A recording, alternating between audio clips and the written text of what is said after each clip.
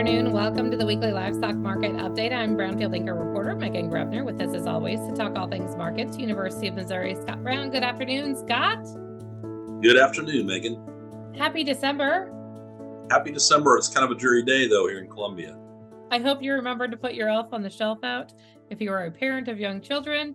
While the elf does not visit our home, that is all that has been the rage and the talk of all of my parent friends lately. He's watching to make sure you are nice for the month of December. That's right. All right. Today we are going to talk some farm income. We'll talk a little restaurant performance index, and we'll take a look at the quarterly ag trade outlook. But to kick things off, let's recap what happened this week in the markets. Yeah, Megan, really coming off of what was the Thanksgiving week this week. So live fed cattle were down $2.40 this week. Those feeder cattle auctions were a little slow in starting back after that Thanksgiving week. So we don't have a lot of tests there to provide much information this week. On the future side, February live cattle futures contract was down $2.20, and the January feeder cattle contract closed down $5.30 this week. Choice box beef prices were higher, up $1.15 this week. Ribs really were the big driver of higher choice box beef prices. On the hog side, cash barrels and gilts were down $1.70 this week. The February lean hog futures contract closed up 90 cents. Good to see some positive after it's been lower for the last few weeks. Pork cutout value basically unchanged on the week. That was really a trade-off of higher hams being offset by lower bellies. Last Friday was not a great day.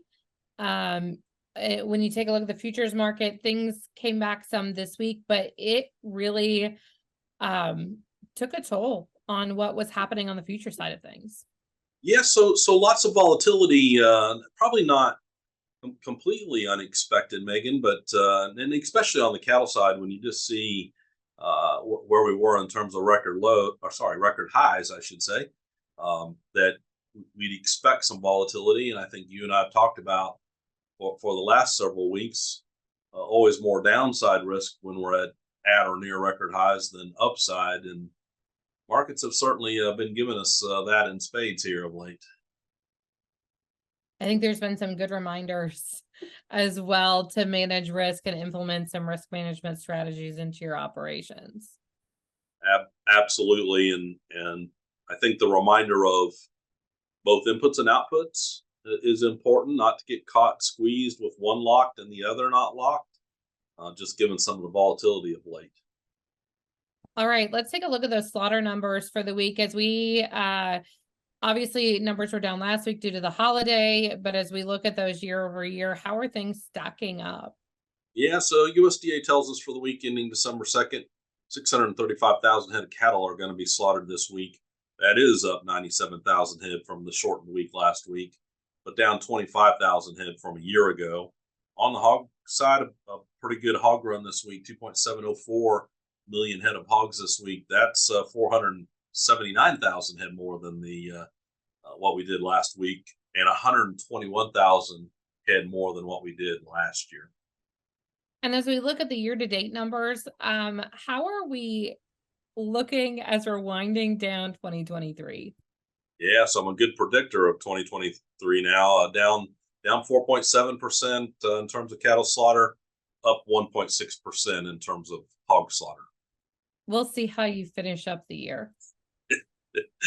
Something will happen now that I said that. All right. Farm income, probably the biggest, I think, report that came out this week. As we take a look at the numbers, I think when we look at them year over year, obviously there's a little shock to the system, but the story and the numbers, it's kind of an interesting look at it as we look at the figures from USDA.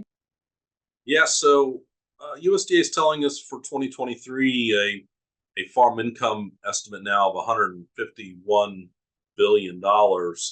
That's actually up about $10 billion from what they were forecasting back in August. However, that's lower by about $30 billion than the record that we set in 2022 of roughly $183 billion. I think this week, Secretary Vilsack made reference to 2022 being one of the best years ever. And I would concur with that assessment. So it's not surprising we're coming down. Perhaps that 2022 is the one that's surprising to us, just given how high it was. But 151 is still well above kind of the longer run average we've been seeing in terms of farm income for the past several years. As we take a look at that, what about the livestock figures specifically? Yes, so a good question. So cattle receipts, not surprisingly, given higher cattle prices this year, USDA calls them up a little more than $14 billion relative to 2022. And just to put this in a little bit of perspective, prior to well, we can even go to 2020 here. Cattle cash receipts 63.1 billion. USDA now saying 100 billion in 2023. So nearly a 40 billion increase. When you look back at 2014, the last time we talked about record cattle prices, we had cash receipts at $81 billion. So 2023 is 20 billion over that record of 2014. Yet when you look at total livestock receipts, we're down $13 billion in 2023, according to USDA, relative to 2022. And we only have to look at a couple of commodities to really give us the big change here, and that's dairy and swine. Dairy down 10.5 billion and swine down 7.2 billion. So a mixed bag in the individual commodities, but higher beef receipts weren't enough to keep the entire livestock receipt category moving higher. When you look at information like this and this type of data from the USDA, what is the best way for producers to use it as they think about looking ahead to 2024? Yeah, well, so number one, I always say nobody's average, right? So when you look at these numbers, these are US level numbers. I think it's hard to be reflective of any individual operation.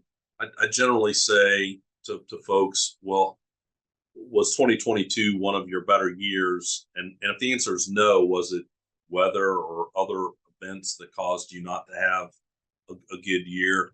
I think it can be that general measuring stick for someone, but I wouldn't want to get too much into the specifics. And we're still looking at USDA giving us estimates for 2023. They'll give us a forecast for 2024 next February. But I would look at 24 once the 24 numbers come as some, hey, where is my operation headed, and does it seem to mimic in some ways what USDA is saying at the U.S. level for farm income? So we're going to talk a little demand as you take a look at restaurant performance. The restaurant performance index declining again in October. Kind of run through what's impacting that decline. Yeah, so we now have 3 months in a row of lower restaurant performance index. Back in July, we were at a 101.4 for that index, now sitting at 99.7. When you look at what's been happening, for a while, I think we were kind of getting drugged lower by the expectations portion of that index.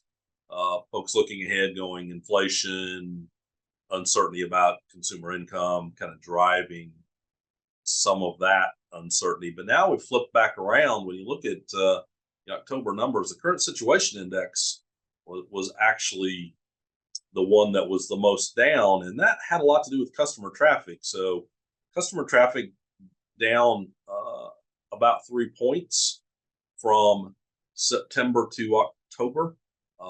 So that is a little bit of, I think, a concern as we look ahead if we continue that kind of mode of less traffic. So we'll have to wait and see. But current situation index being the driver of some lower overall index numbers is probably not where we want to be right now. I would assume that also gets a little concerning when we think about still high prices of beef and other proteins at the grocery store, or the impact of the economy in terms of eating out and going in eating meals away from home. What do we monitor in terms of the economy overall to see if this is going to bounce back or start to move higher? I wish I had the perfect answer to that question, because I think it is hard to address, because for a while I think we've been focused on GDP growth, but when you look at things like third quarter GDP growth, it says the economy's humming along fairly well. I think we got a revision upward again this week in those third quarter numbers. So now it's what happens, I think, from those higher interest rates and how much drag is that putting on consumer budgets. You can anecdotally certainly find a lot of consumers who I think are worried about how they make ends meet today, just given some of the higher interest they're paying. Some of them are continuing to stack up more credit card debt, so that's just a hole that deepens quickly. For me, those are a couple of the things of, I still want to see what GDP does as we continue to move forward, and then what are the other things that are affecting that consumer budget. If we talk about more higher interest rates at some point, or we talk about fuel prices moving higher, that's going to make it just a little bit tougher for consumers to decide to eat out quite as much. And it's holiday season. I mean, you think about the increase in spending that we do elsewhere from discretionary and disposable incomes. It's really got to make things a little uncertain in that element as well. And when we see that we think consumers are using a lot of credit card debt to fund those activities, that can't happen forever, I don't think. So that day of reckoning comes at some point. As we round out today, quarterly trade outlook, we're going to take a quick look at that. And it looks like there's been some chopping in terms of the outlook there. Yeah, so USDA in total tells us for FY24 a projection now of $169.5 billion of U.S. ag export value. You look back, so FY22 was the record at $193 billion. So we're coming down off of those highs. When you start looking in particular at what's been happening on the livestock side, we do see USDA showing for FY24 beef and veal ag export values lower than where they were in FY23. Pork really virtually unchanged, but no category that really is growing in front of us. And when you look at the overall total, down 2.5 billion from FY23 to FY24, but down 5.5 billion from where we were back in FY22. When you look at where that's going for a minute, and this is total export value, we're looking at one that sticks out to me: Asia down 6.7 billion from, according to USDA's forecast here. It just reminds us that that may be the key region of the world to watch as we see whether or not USDA's forecast bears out at the end of the day. I hear a lot of concern about the lack of new free trade agreements, and it's not just the Biden administration. Both administrations have not been aggressive as previous administrations have been in terms of negotiating free trade deals. I would assume, looking at another decline in ag trade outlook, that does not bode well for that conversation moving forward. Yeah, I would agree. And I think here's where not only is it us maybe not as interested in free trade agreements, other countries maybe not as interested in talking with us about some type of trade agreements. And when you see now farm income that's moving lower, if we lose ag export value, that's going to translate into lower farm income as well. So these things all tied together as we look ahead. Scott, as we look ahead to next week, we're going to talk some jobs. We'll also talk monthly trade data and a little supply and demand. What are you watching for in the next set of supply and demand numbers? So I don't expect much change out of USDA in December relative to November. We'll get final crop estimates in January's report, but just I guess right now, when you look at what USDA did for beef production in 2024, they did up their estimate for 2024. Did they do that again in December? That might be one of the bigger things that we'll look at. And of course, given what's been continued lower cattle prices, does that make any kind of adjustment from USDA in their estimate for next year? God, it's always great to see you. Next week, we are expected to have a special guest, Chief Economist with USDA, Seth Meyer, with the Office of the Chief Economist with USDA is expected to join us next week. And we're going to talk a little risk management. We're going to talk a little LRP. So if you have questions and you want to submit those, go to our website, brownfieldagnews.com. You can do that there. We'll see you next Friday. Have a good weekend, Megan. So our weekly livestock market update delivered to your email box every Saturday morning. Go to brownfieldagnews.com. And for a rundown of what happens every day in the markets, make sure to check out John Perkins' Market Minute. Have a great weekend. I'm Megan Grebner for Brownfield.